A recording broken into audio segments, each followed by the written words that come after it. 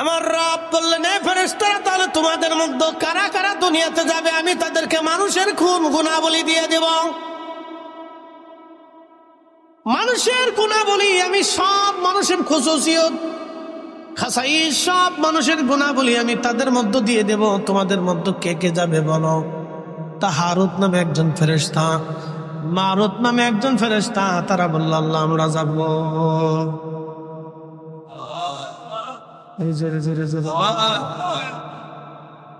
হারুত আর মারুত দুইজন রাজি হয়ে গেল। ফেরেশতারা বলে, হারুত আর মারুত ওই দুইজনেই যাবে।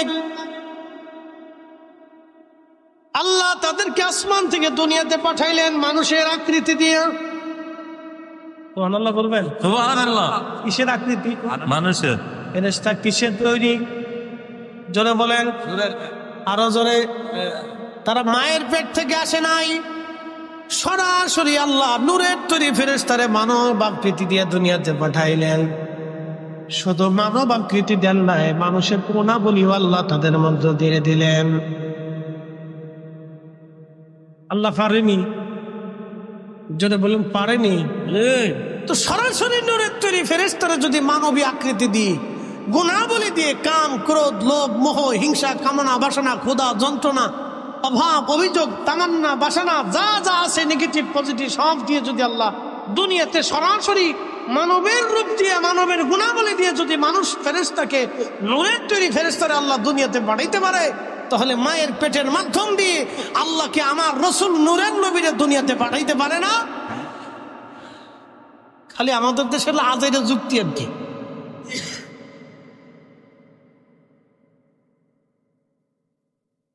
এই জন্য কোরআন আল্লাহ বলেন, قد جاءكم من الله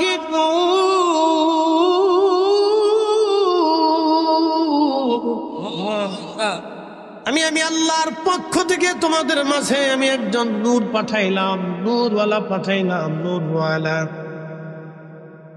ইয়া আইয়ুহান নাবিয়্যু ইন্না আরসালনাকা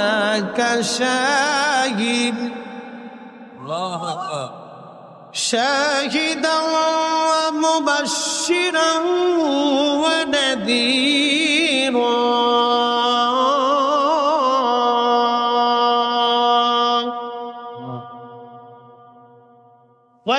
وداعيا إلى الله بإذنه وسراجا منيرا।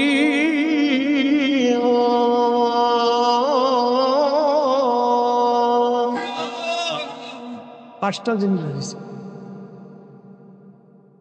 আমি আমার রাসূলকে পাঁচটা জিনিস দিয়ে পাঠাইছি। পাঠিয়েছি সুসংবাদ প্রদানকারী শাহিদ বানাইয়া, 2 নম্বরে সুসংবাদ প্রদানকারী শাহিদাও শাহিদ বানাইয়া, বাশির বানাইয়া, নাজির বানাইয়া। এরপরে আমি আল্লাহ রাব্বুল আলামিন তারে পাঠাইলাম মুদাইয়ান ইলাল্লাহ, আল্লাহকে ডাকনেওয়ালা, আল্লাহর দিকে আহ্বান করে বানাইয়া। এরপরে আমি আল্লাহ তারে পাঠাইলাম সিরাজাম মুনীরা, উজ্জ্বল প্রদীপওয়ালা নূরওয়ালা বানাইয়া। একবার জোরে বলা যাবে কি মারহাবা? আল্লাহর নবী, নূরের নবী, আপনি নবী আমার জীবনের জীবন। আল্লাহর নবী, নূরের নবী, আপনি আমার জীবনের জীবন। আচ্ছা, এখন কেউ যদি নবীর নূর না মানে আমাদের করার কিছু আছে? জোর করে পীড়িত হয় না, জোর করে পীড়িতি মুরিদি, পীড়িতি মুরিদি, পীড়িতি মুরিদি জোর করে হয় না। আমাদের দেশে সনাতন ধর্মে যারা বিশ্বাসী, যাদেরকে আমরা হিন্দু বলে চিনি, তারা 33 কোটি দেবতায় বিশ্বাসী। তাদের বিশ্বাস 33 কোটি দেবতায় তারা বিশ্বাসী। মাছের দেবতা, গাছের দেবতা, সূর্যের দেবতা, পানির দেবতা, আধারের দেবতা, আলোর দেবতা, বিদ্যার দেবতা, আসমানের দেবতা, জমিনের দেবতা, পানির দেবতা, এই সব কিছুর দেবতা আছে। সূর্যের দেবতা, চাঁদের দেবতা, নক্ষত্রের দেবতা, ভর দেবতা, বৃষ্টির দেবতা, তাদের বিশ্বাস। এরকম গন্তে গন্তে গন্তে গন্তে গন্তে গন্তে দেবতা হয়েছে 33 কোটি। কত কোটি? 33 কোটি। এটা তাদের বিশ্বাস, তারা তাদের বিশ্বাস নিতে পারে। আমি তো জোর করে তারা এক আল্লাহ বিশ্বাসী বানাইতে পারতেছি। কথা ঠিক কিনা? আমরা কয় রবে বিশ্বাসী? কয় মালিকে? কয় মালিকে? এক রবে, এক মালিকে বিশ্বাসী। তিনি কে? আল্লাহ। কে? আল্লাহ। এই এক আল্লাহতে বিশ্বাসী হওয়ার জন্য বেলালের পিঠের চামড়া চলে গেল, তারপরেও সে বিশ্বাস ছাড়ে নাই। সুমাইয়ার গুপ্তাঙ্গে আবু জেহেল বর্ষা দিয়ে খুচি খুচি খুচি খুচি নির্মম ভাবে তাকে শহীদ করেছিল। নির্মম ভাবে আবু জেহেল তাকে শহীদ করে দিয়েছিল শুধু এক আল্লাহ বিশ্বাসী হওয়ার কারণে। আমার রসুলের বিশ্বাসী হওয়ার কারণে সুমাইয়া এইভাবে জীবন দিল। হযরত ইয়াসির রাদিয়াল্লাহু আনহু 2 পায়ের মধ্যে রশি বেঁধে 2টা উটের গলার রশির মধ্যে 2টা উটের গলার মধ্যে বেঁধে দিল। 2 উট 2 দিকে ছেড়ে দিল। উঠে দৌড়ায় হযরত ইয়াসির রাদিয়াল্লাহু আনহুর মাঝখান থেকে ফিরে একটা মানব 2টা দেহে খণ্ডে রূপান্তরিত হয়ে গিয়েছিল। তারপরও সে কালেমা ছেড়ে দেয় নাই। এক আল্লাহয় বিশ্বাসী হওয়ার কারণে হযরত ইয়াসিরের জীবন চলে গেল, তারপরও তিনি বেঈমান হয়ে কবরে যায় নাই। একবার জোরে বলা যাবে আল্লাহু আকবার। আর আমরা একটু সুদের টাকা ঘুষের টাকা পেলে আগ্রহ দিই। পাবলিকেরটা খাওয়ার জন্য তো আরো দামদার শেষ নেই।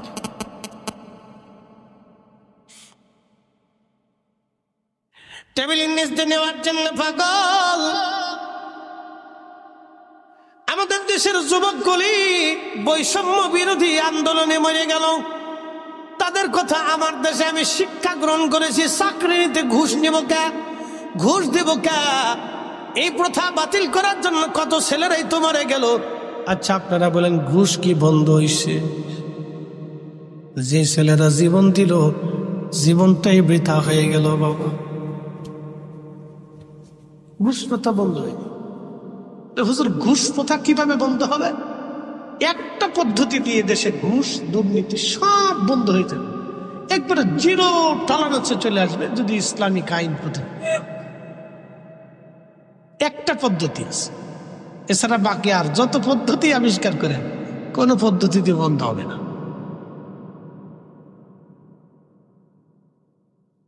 প্রিয় উপস্থিতি, খুব মনোযোগ দিয়ে শুনিয়া যান। না কষ্ট হচ্ছে আপনাদের? একসাথে বলেন তো আল্লাহু আকবার। তো মনোযোগ দিয়ে কথাগুলি শুনবেন। তো ফেরেশতারা হারুত আর মারুত 2 জনকে আল্লাহ দুনিয়াতে পাঠাইছে। দুনিয়াতে আসার পরে কাম দিছে, ক্রোধ দিছে, লোভ দিছে, মোহ দিছে, হিংসা, কামনা, বাসনা, রিয়া। দুনিয়াতে আসার পরে পৃথিবীতে একটা মহিলা ছিল, তার নাম জোহরা। নাম কি? জোহরা নামক একজন সুন্দরী পরমা রূপসী একজন নারী ছিল। জোহরারে দেখা হারুত আর মারুত পাগল হয়ে গেছে। এই জোহরারে কেমনে বাগানো যায়? ওরা যে ফেরেশতা ভুলে গেছে, আল্লাহর সাথে চ্যালেঞ্জ ছিল সেটাও ভুলে গেছে। আল্লাহ কাম করে দিয়ে দুনিয়াতে পাঠাইছে। আল্লাহর সাথে বান্দার কেন প্রেম হয় আজকে বুঝে যাবেন। সুন্দরী জোহরার প্রেমে হারুত আর মারুত পাগল হয়ে গেল। জোহরারে প্রস্তাব দিল, জোহরারে তুমি আসো আমাদের সাথে, আমাদের মনের বাসনা তুই পুরা করে দাও। জোহরা ডাক দেয় বলো, হারুত আর মারুত তোমাদের বাসনা পুরা করতে পারি, কিন্তু সর্বপ্রথম আল্লাহকে অস্বীকার করা লাগবে। বলো আল্লাহ বলে কিছু নাই, মানতে হবে। জোহরা ছিল কাফের। কি ছিল? হারুত মারুত জোহরারে দেখে পাগল হয়ে গেছে। ভাই হে এত সুন্দর। তো জোহরা বলতেছে, হারুত মারুত আমার সাথে তো তোমরা কাম খায় মনের বাসনা পুরা করতে চাও, প্রথম শর্ত হলো তোমরা আল্লাহ অস্বীকার করতে হবে। নাউযুবিল্লাহ। তা হারুত মারুত তো ফেরেশতা ছিল, কি ছিল? আল্লাহরে চিনে না? চিনে। সূরা বাকারার ঘটনা, আল্লাহর কালামের কোরআন শরীফের কথা বানাইয়ে বলতেছি এটা। হারুত আর মারুত ডাক দিয়ে বলতেছে, হারুত আর মারুত ডাক দিয়ে বলতেছে, হ্যাঁ জোহরা, তোমাকে আল্লাহকে অস্বীকার আমরা করতে পারবো না। এবার হারুত আর মারুত রে জোহরা ডাক দিয়ে বলতেছে, তাহলে এক কাজ করো, যদি আল্লাহ অস্বীকার না করো তাহলে মদ খাইতে হবে, এবং একটা ছোট্ট বালক আছে, ছেলে আছে, ওই ছেলেটাকে হত্যা করে ফেলতে হবে। হারুত আর মারুত বলল, হ্যাঁ আমরা তাতে রাজি আছি। এক বেডি হওয়ার লেগে একটা জীবন হত্যা করতেছে আর মদ খাইতেছে, এক বেডির লেগে। এক বেডির লেগে পাগল হয়ে গেছে হারুত আর মারুত। এই হারুত আর মারুত দুইজনে ছোট্ট বালকটাকে হত্যা করলো, মদ পান করলো। হারুত আর মারুত দুইজন মদ পান করলো, ছোট্ট বাচ্চাটাকে হত্যা করলো। আল্লাহ ডাক দিয়ে বলেন, বাচ্চাটাকে হত্যা করার পরে ওই জোহরার সাথে তারা জেনা করলো। আসতে হলো না? নাউযুবিল্লাহ। কি বলেন? ফেরেশতা কিসের তৈরি? যদি বলেন আরো জোরে, মদ কেমনে খায়? মানুষের গুণাবলী আল্লাহ দিয়ে দিচ্ছে। আমাদের রাসূল নূরের, কিন্তু গুণাবলী মানুষের। কি কথা কন না কেন? তিনি মানুষ, কিন্তু সৃষ্টির আসল নূর। আপনি মানলেও মানেন, না মানলেও না মানেন, ও তো আমাদের কিছু আসা যায় না।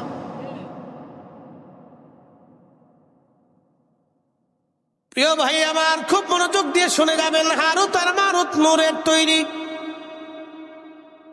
ফেরেশতা মদ পান করলো, কারণ মানবীয় গুণাবলী আল্লাহ দিলেন।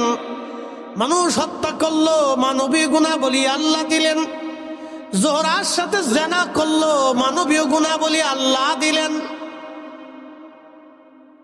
আল্লাহ তখন ডাক দিলেন, হারুত আর মারুত, ও হারুত আর মারুত, আমি আল্লাহ পাঠাইলাম দুনিয়াতে পরীক্ষা করার জন্য, কিন্তু তোমরা তো পরীক্ষায় ফেল করলো। তোমরা ফেরেশতা হওয়া সত্ত্বেও আমার আসমান জমিন ঘুরে ঘুরে তোমরা দেখেছো, আমি আল্লাহ রাজত্ব দেখেছো, আমি আল্লাহ সব তোমরা জানো, সব দেখেছো। দেখার পরেও তোমরা দুনিয়াতে যেয়ে ভুলে গেলা। আর আমার মানব জাতির আমি কিছুই দেখাই নাই, শুধু তারা দুনিয়া দেখে, আমি আল্লাহর কথা শুনে বিশ্বাস করে তারা সেজদার মধ্যে যায়। সুন্দরী নারী পাওয়ার পরেও তারা জানা করে না। খাবার হাম্মাদের কার্টুন দূরে দূরে রাস্তার উপর দিয়ে থাকার পরেও তারা খায় না। ও ফেরেশতারা রে, এবার তো বুঝলে কেন আমার বান্দারা শ্রেষ্ঠ এবং কেন তাদের ইবাদত আমি আল্লাহ পছন্দ করি। একবার জোরে বলা যাবে কি মারহাবা। আল্লাহ বানাইলেন এত জাতি, হইল না তার প্রেম প্রীতি, ঠিক কিনা? আল্লাহ বানাইলেন কত জাতি, হইল না তার প্রেম প্রীতি, অবশেষে মানুষ বানায়, অবশেষে মানুষ বানায় প্রেমের কারণে। প্রেমের ডোরি বান্দরে মদিনার সঙ্গে। প্রেম হবে কার সাথে? জোরে বলেন, আরো জোরে। আল্লাহর সাথে প্রেম হবে। আল্লাহ ডাক ডেকে হারুত আর মারুত রে, ও হারুত আর মারুত, আমি আল্লাহ মানব জাতি বানাইয়া কাম দিলাম, ক্রোধ দিলাম, লোভ দিলাম, মোহ দিলাম, হিংসা, কামনা, বাসনা সব দেওয়ার পর আমার বান্দারা আমি আল্লাহর ভয়ে হুকুমে মাথা নত করে থাকে। তারা আমি আল্লাহ দেখে নাই, আমি আল্লাহর আসমান জমিন জগৎ কবর হাসর জান্নাত জাহান্নাম তারা কিছুই দেখে নাই। কিন্তু তোমরা ফেরেশতারা সব দেখার পরেও, তোমরা সব দেখার পরেও আমি আল্লাহর কুদরত, আসমান জমিন ভূমণ্ডল নবমণ্ডল সব কিছু দেখার পরেও হারুত আর মারুত দুনিয়ার ভিতরে যাইয়া মদ পান করলা, মানুষ হত্যা করলা, জোহরার সাথে তোমরা জেনা করলা। হারুত আর মারুত রে, তোমাদের জন্য আসমানের দরজা বন্ধ করে দিলাম, আর কোনোদিন তোমরা আসমানে ঢুকতে পারবে না। কারণ তোমরা মদ পান করছো, হারাম খাইছো। আমি আল্লাহ পবিত্র, আমি পবিত্রটাকে ভালোবাসি, আমি আল্লাহর জায়গা পাক, অতএব পাককে আমি পছন্দ করি। তোমরা যেহেতু না পাক হয়ে গেছো, অতএব আর আমি আল্লাহর আসমানে ঢুকতে পারবা না, তোমরা দুনিয়াতেই থাকো। কিয়ামত পর্যন্ত তারা শাস্তি ভোগ করতে থাকবে। এরপরে যদি আল্লাহ দয়া করে মাফ করেন, সেটা আল্লাহর দয়া। বুঝতে পারছেন? এই জন্য ফেরেশতারাও পরীক্ষায় কি করলো? ফেল করলো। একসাথে বলবেন আল্লাহু আকবার। ফেরেশতারা পরীক্ষায় কি করলো? ফেল করলো। আপনারা আজকে পরীক্ষায় পাস করলেন, আপনারা পরীক্ষায় পাস করলেন বলে কারণ কি? ইচ্ছা করলে দুনিয়া ব্যবসা করতে পারতেন, ঘুরতে পারতেন, বাড়িতে বসে নাটক দেখতে পারতেন, বাচ্চা কাচ্চা ছেলে সন্তান নিয়ে ঘুরতে পারতেন, গল্প গুজবে কাটাইতে পারতেন। সব ফেলে দিয়ে আপনারও বেহেশতের বাগানে বসে গেছে। খুশিকে বলে দলিল কি বুঝাইতেছে?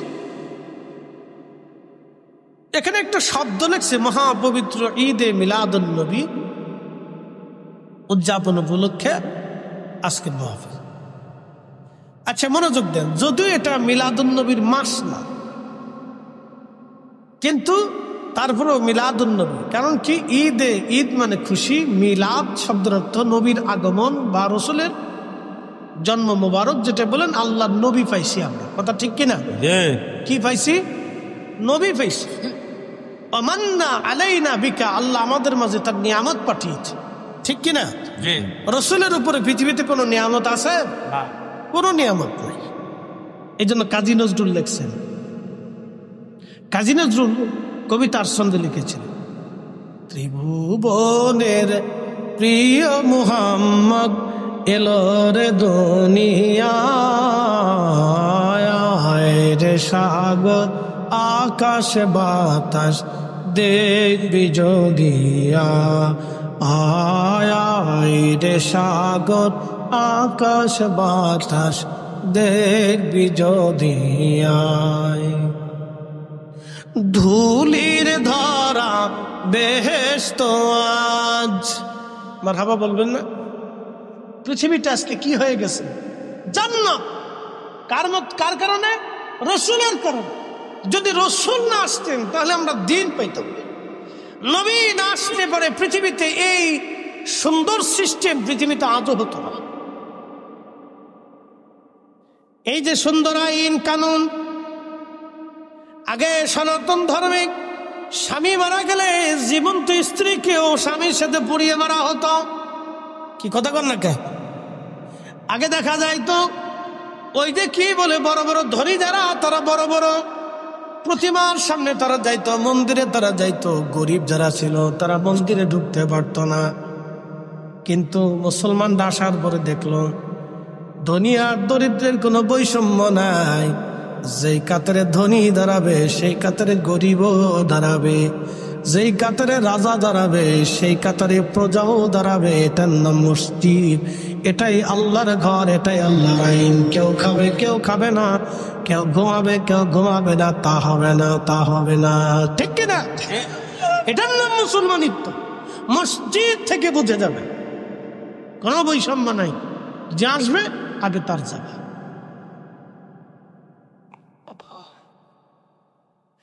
জাগে আসবে আগে তার জায়গা, তার কাতার। তবে হ্যাঁ, সে যদি উঠা কাউকে জায়গা দেয় সেটা ভিন্ন। ধরেন মসজিদের মুতল্লি সব, তিনি মুরব্বী ধরেন, তো তিনি আস্তে আস্তে পিছিয়ে পড়ে গেছেন। এখন সামনের কাতার থেকে একজন উঠে যায়, যদি বলেন মুতল্লি সাহেব আপনি সামনে আসেন, আপনি এখানে বসেন, তাহলে সেটা ওই লোকটা তাকে সম্মান করবে। ঠিক কিনা? ভালো করতে পারে, কোনো অসুবিধা নেই। কিন্তু মুতল্লি সাহেব যদি সামনে যায় বলে এই না পিছিয়ে যাও, এটা হবে? এটা করা যাবে? মানা যাবে? এটাই যে যেখানে জায়গা পাবে সে সেখানে দাঁড়াও। আচ্ছা ধরেন নামাজ চালু হয়ে গেছে, শুরু হয়ে গেছে, ইমাম সাহেব বলতেছে আলহামদুলিল্লাহি রাব্বিল আলামিন আর রহমানির রহিম। এখন এলাকার এমপি সাহেব মসজিদে ঢুকলেন, ঢুকে যায় ইমাম সাহেবের পিছনে যা আছে তারা ধাক্কা দিয়ে টাইনে পিছনে সরাই দিয়ে এমপি সাহেব সামনে দাঁড়ায় যাবে। কি কথা বলে? মসজিদে মুসল্লিরা মানবে? সমাজ মানবে? কখনোই কোন মুসলমান এটা মানবে না। ওই মসজিদের ভিতরে গন্ডগোল লেগে যাবে। তা আপনি করছেন, কিন্তু কোন এমপি কোন চেয়ারম্যান মেম্বার এই কাজ কখনো করে না। কারণ কারোর ভিতরে যদি দিন থাকে তাহলে সেই কাজ সে আস্তে করে যেখানে জায়গা পাবে সেখানেই দাঁড়াবে, ঠিক কিনা? এটার নাম ইসলাম। তো আগে এরকম আমাদের দেশে যারা ধনী ছিল তারা ওই প্রতিমা মন্দিরে তারা যাইতো, পূজা দিত। গরিব যারা ছিল তারা ওই বাইরে দাঁড়াইতে। তো ওই সময় তারা দেখলো যে হাই হাই, মুসলমানের নিয়ম তো খুব সুন্দর। এই আস্তে আস্তে মুসলমানের সুন্দর নীতি নিয়ম দেখতে দেখে দেখে দেখে দেখে দেখে ধীরে ধীরে মুসলমান হতে হতে হতে হতে হতে হতে আজকে সারা পৃথিবীতে 200 কোটি মুসলমান। একসাথে বলবেন না আল্লাহু আকবার। প্রিয় উপস্থিতি, খুব মনোযোগ দিয়ে কথাগুলি শুনবেন। ফেরেশতারা মানে ফেল খেয়ে গেল, আল্লাহর আমরা পাস করলাম, তখনও ফেরেশতারা আল্লাহর পরীক্ষায় ফেরেশতারা ফেল করে বসলো। আল্লাহ বলেন, ও ফেরেশতারা, দেখলাম আমি আমার বান্দাদেরকে কেন ভালোবাসি। এই যে মাহফিলে আপনারা বসছেন, ঈদে মিলাদুন নবী লেখা হয়ে গেছে। একটা ঘটনা শোনাই। আল্লাহ নবী রাস্তা দিয়ে হেঁটে যাচ্ছেন, ঠিক এমন সময় নবীজি দেখলেন কয়েকজন কিছু সাহাবীরা এক জামাতে বসে বসে আল্লাহর জিকিরে ফিকিরে ইবাদতের সময় কাটাচ্ছে। নবীজি জিজ্ঞেস করলেন, মা জালাসনাকুম, ফেরেশতারা তোমরা কেন বসছো এখানে? ফেরেশতারা জবাব দিল, ইয়া রাসূলুল্লাহ, আলা মা হাদানা লিদীনিহি, আল্লাহ আমাদেরকে দ্বীন দিয়েছেন, হেদায়েত দিয়েছেন। ওয়া মান্না আলাইনা বিকা, আপনি নবী নামক দুঃখিত ফেরেশতা। সাহাবীরা আল্লাহর নবীকে ডাক দেয়া বললেন, নবীজি বললেন, সাহাবীরা তোমরা কি করো? তোমরা এখানে কেন বসছো? বসে বসে কি করতেছো? ফেরেশতারা সাহাবীরা জবাব দিল, ইয়া রাসূলুল্লাহ, আমরা এখানে নাদউল্লাহি ওয়া নাহমাদুহু, আল্লাহর জিকির করতেছি, আল্লাহর প্রশংসা করতেছি, আল্লাহর গুণকীর্তন করতেছি, তাসবিহ তাহলিল করতেছি। যারা বলেন সুবহানাল্লাহ। আমরা কি করতেছি? জিকির করতেছি। কার? আল্লাহ। যারা বলেন আল্লাহ। আমি আলোচনা করতেছি, আপনারা মাঝে মধ্যে আপনারা সুবহানাল্লাহ আলহামদুলিল্লাহ বলতেছেন, আপনাদের মন উৎফুল্ল হচ্ছে, আপনারা শুনতেছেন। এই সবই ফিরে জিকির আল্লাহ। তো সাহাবীরা ওই রকম বসে আল্লাহর জিকির করতেছে, আল্লাহর গুণকীর্তন করতেছে, প্রশংসা করতেছে, ওই মাহফিল চলতেছে। তো নবীজি বললেন, সাহাবীরা তোমরা কেন বসছো? সাহাবীরা বললেন, ইয়া রাসূলুল্লাহ, আলা মা হাদানা লিদীনিহি, আল্লাহ আমাদেরকে দ্বীন দিয়েছেন, হেদায়েত দিয়েছেন। আমরা আগে গোমরা ছিলাম, পথভ্রষ্ট ছিলাম, দ্বীন কি জিনিস বুঝতাম না, নীতি কি জিনিস বুঝতাম না, সত্য বুঝতাম না, হালাল বুঝতাম না, পর্দা প্রশিদা বুঝতাম না, ন্যায় অন্যায় বুঝতাম না। ইয়া রাসূলুল্লাহ, এই দ্বীন এবং হেদায়েত পাওয়ার কারণে আমরা গুমরাহি থেকে, পথভ্রষ্টতা থেকে আমরা হেদায়েতের রাস্তা পেয়েছি। নবী গো, সেই জন্য আমরা আল্লাহর জিকিরে বসে গেলাম। এরপরে সাহাবীরা আরো একটা শব্দ বলেন, আমান্না আলাইনা বিকা, আপনি নবী নামক মহা নিয়ামত আল্লাহ আমাদেরকে দিয়েছেন। আমরা নবী পাইয়া আল্লাহর জিকিরের মাহফিলে আমরা বসে গেলাম। একবার জোরে বলা যাবে কি মারহাবা? মারহাবা। মিলাদুন নবী, নবী পাইয়া, কি কথা কন না কেন, ঠিক কিনা? কি পাইয়া? জোরে বলেন, কি পাইয়া? নবী পাইয়া আজকের মাহফিল আমরা সাজাইছি, ঠিক কিনা? সাহাবীদের যে উদ্দেশ্য, আমাদেরও একই উদ্দেশ্য। সাহাবীদের যেই কাজ, আমাদেরও একই কাজ। সাহাবীরা মাহফিল সাজাইয়া আল্লাহ জিকিরে ফিকিরে বসে গেছে। আমরাও মাহফিল সাজাইয়া আল্লাহ জিকিরে ফিকিরে আমরাও বসে গেলাম। আল্লাহর নবী ডাক দিয়ে বললেন, সাহাবীরা রে, তোমরা কি শুধু এই কারণে বসছো নাকি অন্য কোনো উদ্দেশ্য আছে বলো? সাহাবীরা জবাব দিল, ইয়া রাসূলুল্লাহ, আল্লাহর কসম করে বলি আমাদের আর কোনো উদ্দেশ্য নাই, আমাদের উদ্দেশ্য একটাই, আমরা আল্লাহর জিকিরে বসছি দিন পাইয়া এবং নবী পাইয়া, দিন পাইয়া নবী পাইয়া। আমার দিকে তাকান, দুটি প্রশ্ন এবং জবাব দিবেন। নবী না আসলে দিন পাইতাম, নবী না আসলে ঈমান পাইতাম না, তাহলে ঈমান এবং দিন নবীকে কেন্দ্র করে। বুঝেন নাই বুঝি? আবার বলতেছি, নবী না আসলে দিন পাইতাম, নবী না আসলে ঈমান পাইতাম, তাহলে ঈমান এবং দিন দুইটা নবীকে কেন্দ্র করে। কথা ঠিক কিনা? এই জন্য রসুল আছে, দিন আছে, নবী আছে, ঈমান আছে। নবী নাই, দিন নাই, নবী নাই, ঈমান নাই। কথা ঠিক কিনা? কথায় কোনো ভেজাল আছে? একবারে ক্লিয়ার কথা। নবী আছে, দিন আছে, নবী নাই, দিন নাই, নবী আছে, ঈমান আছে, নবী নাই, ঈমান নাই। এই জন্য আমরা সুন্নিরাই হক পথে আছি। একসাথে বলবেন আলহামদুলিল্লাহ। আমরা সুন্নিরা কোন পথে? কথা কর না কেন? কোন পথে? হক পথে আছে। বাংলাদেশে হাজার হাজার তাফসীরুল কোরআন মাহফিল হয়। ডোন্ট মাইন্ড, আমি কারো সমালোচনা করতেছি না, বোঝার জন্য বলতেছি। হাজার হাজার হয়। কয়টা মাহফিলে রসুলের শান মানে আলোচনা হয়? আমার বলে দেন, বলেন। এখন উচিত কথা বললে তো মাই বেজার হয়ে যাবে, বলবো না। বলেন, হাজার হাজার তাফসীরুল কোরআন মাহফিল হয়, রসুলের শানের আলোচনা কয়টা মাহফিলে আমাকে দেখান? কোরআনে কি রসুলের শানের আয়াত নাই? আছে। এত তাফসীর হয়, এই আয়াতের তাফসীর হয় না, কারণটা কি? হ্যাঁ, কোরআনে কি রসুলের সম্মানের ব্যাপারে সূরা নাজিল করে নাই? এত সূরার তাফসীর হয়, এই সূরার তাফসীর কেন হয় না?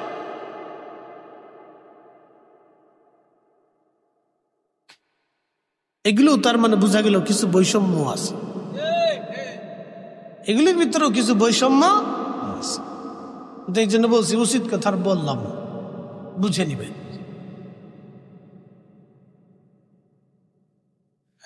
মুসলমান খুব বুঝে ভালো করে শুনিয়া দেবেন।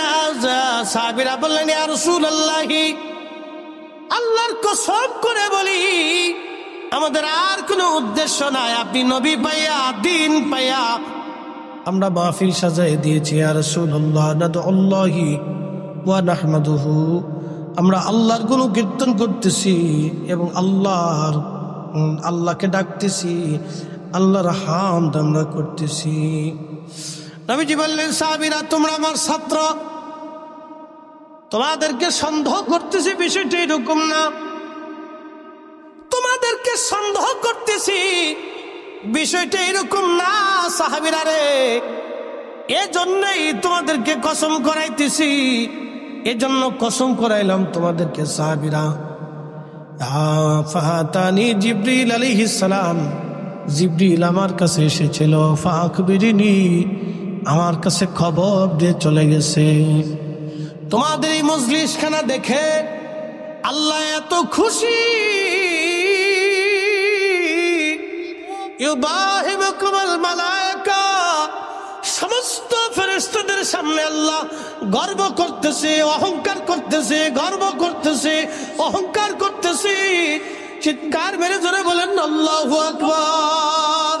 তাহলে এই মাহফিলগুলি হলে প্রেম হয় কার সাথে? জোরে বলেন, কার সাথে? এই মাহফিলগুলি বসলে প্রেম হয় আল্লাহর সাথে।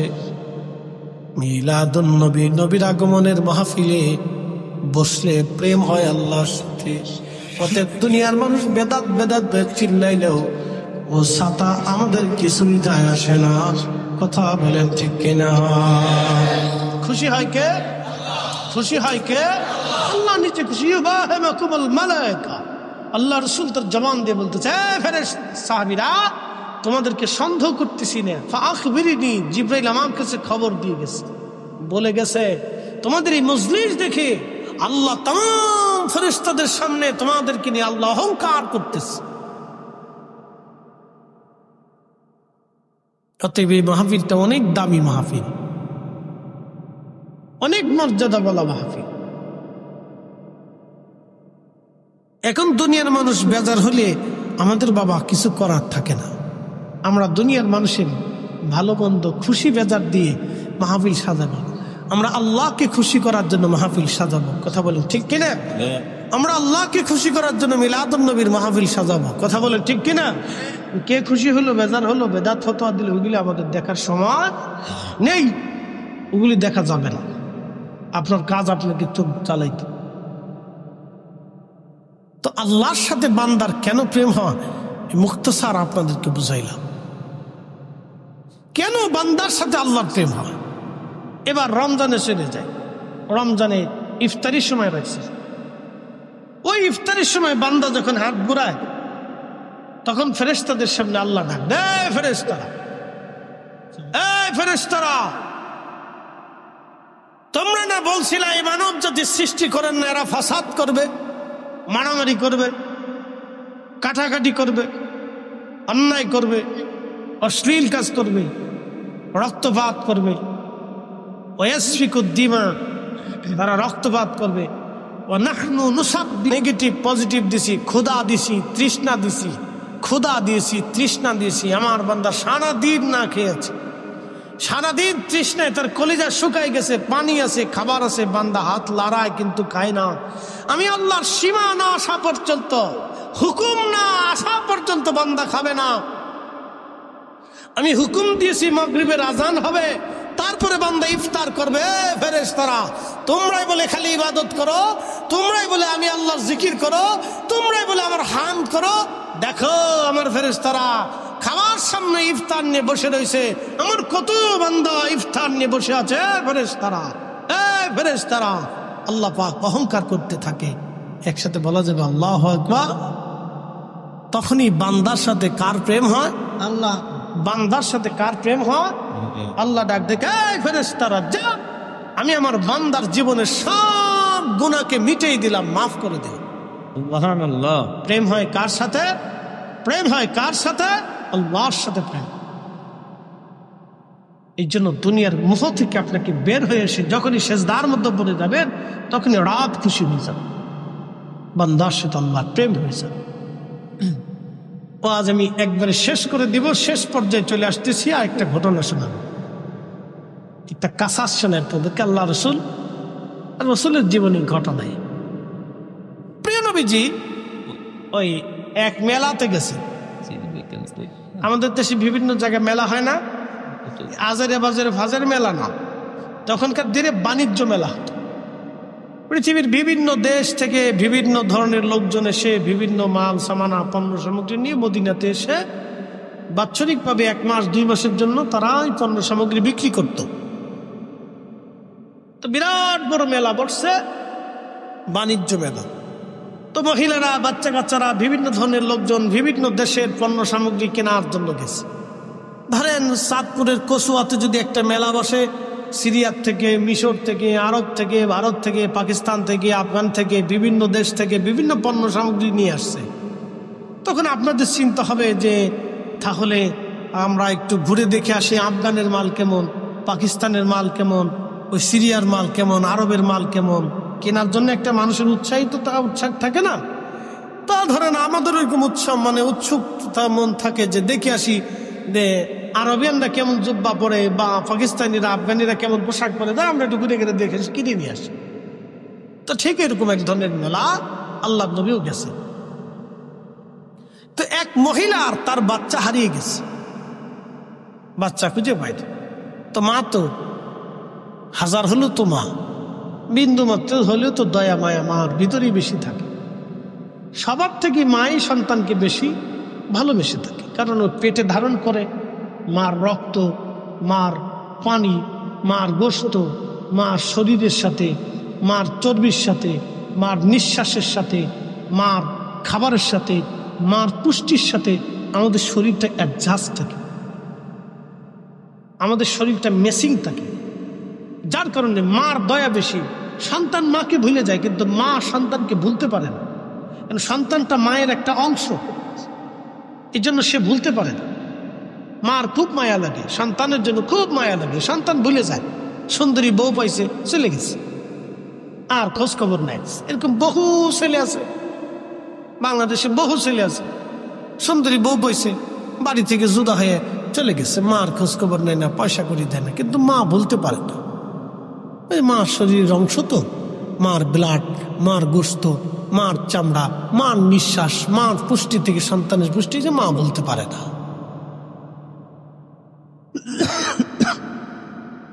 এই জন্য এই সমস্ত সন্তানরা কিয়ামতের ময়দানে আল্লাহর দরবারে অনেক বড় আসামি। মদিনার একজন ইমাম আছে, শেখ আব্দুর রহমান হুযাইফি দামাত বারাকাতুহুল আলিয়া, আল্লাহ তার হায়াতের মধ্যে আরো ফুরন্ত বরকত দিয়ে 40 বছর ধরে মদিনাতে তিনি ইমামতি করতেছেন। একসাথে বলা যাবে না মারহাবা। তিনি 40 বছরের আমার রসুলের মসজিদের ইমাম, অনেক সম্মানিত ব্যক্তি। তো 40 বছর ধরে তিনি মদিনাতে ইমামতি করতেছেন। কিয়ামতের ময়দানে যদি আল্লাহ জিজ্ঞেস করে, হে আব্দুর রহমান হুযাইফি, 40 বছর ধরে আমার রসুলের মসজিদে তুমি ইমাম ছিলে, যাও তুমি তোমার মার সাথে নাফরমানি করছো, উপায় আছে? একসাথে বলেন, উপায় আছে? না, কোন উপায়, কোন উপায় নাই। তো ওনাদের যদি এই উপায় হয়, তাহলে আমাদের কি হবে? একই কথা। তো সন্তান হারিয়ে গেছে, মা সন্তান খুঁজে পায় না, পায় না, পায় না, পায় না, পায় না। বহু সময় পরে সন্তানটাকে পাইলো, পাওয়ার পরে মা সন্তানটাকে জড়িয়ে ধরে ধরে কাঁদতেছে। আল্লাহ নবী ডাক দিয়ে বললেন, সাহাবীরা রে, এই মহিলা কি জন্য কান্না করে বলবানি? সাহাবীরা জবাব দিলেন, ইয়া রাসূলুল্লাহ, এই মহিলা বাচ্চা হারিয়ে গিয়েছিল, বাচ্চাটা খুঁজে পেয়েছে। খুশি রাতি সজ্জে বাচ্চা কোলে নিয়ে মহিলা সন্তানের জন্য কান্নাকাটি করতেছে। নবী বললেন, এর কি দুঃখের কান্না না সুখের কান্না? বলে, হুজুর, এটা সুখের কান্না, এটা দুঃখের কোনো কান্না না। আল্লাহ নবী ডাক দিয়ে বলেন, সাহাবীরা রে, সন্তান ফিরে আসার কারণে একটা মা এইভাবে যদি খুশি রাতে সজ্জে কান্না করে, সাহাবীরা রে, আল্লাহ দয়া মায়া ভালোবাসাটাকে 100 ভাগে আল্লাহ ভাগ করেছেন। 1 ভাগ দয়া আল্লাহ নিজের কাছে, তাম সৃষ্টির মধ্যে 1 ভাগ দয়া আল্লাহ বন্টন করে দিয়েছেন, আর 99 ভাগ দয়া আল্লাহ তার নিজের কাছে রেখেছেন। একবার জোরে বলা যাবে আল্লাহু আকবার। তুমি রহমান, তুমি মেহেরবান, তুমি রহমান, তুমি মেহেরবান। অন্ধ গাহে না শুধু তোমার গুণগান, অন্ধ গাহে না শুধু তোমার গুণগান, বুঝে বুঝে না তবু শান। তুমি রহমান, তুমি মেহেরবান।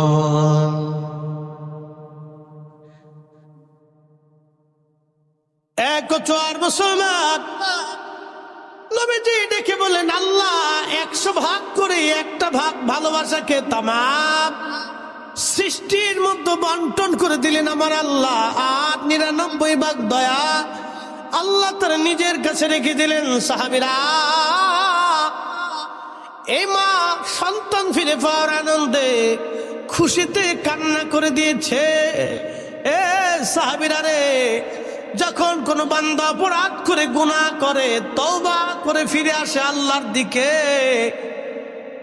যখন কোন বান্দা তওবা করে আল্লাহর দিকে ফিরে আসে, তখন আমার আল্লাহ এত পরিমাণে খুশি হয়, বাকি 99 গুণ ভালোবাসা দিয়ে আমার আল্লাহ বান্দাকে রহমতের কোলে টেনে নিয়ে বান্দার জীবনের গুনাহগুলিকে আল্লাহ মাফ করে দেয়। না না, একসাথে বলেন আল্লাহু আকবার। না, আরো জোরে বলেন আল্লাহু আকবার। তাহলে তওবা, তওবা, তওবা, তওবা, অধিক পরিমাণে তওবা, অধিক পরিমাণে তওবা। আল্লাহ আমাদের সবাইকে কবুল করে নিক। সকলে জোরে বলেন আমিন। আল্লাহুম্মা সাল্লি আলা সাইয়্যিদিনা। কালেকশন আছে, কালেকশন আছে, দেন না, ওটা দিলে দেন। না না না না, কালেকশন কালেকশন।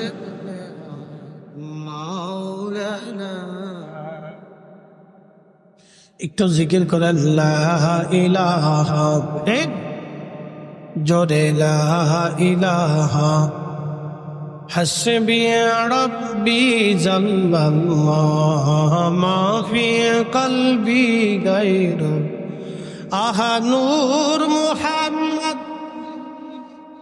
বলি নূর মুহাম্মদ, পড়ি লা ইলাহা ইল্লাল্লাহ।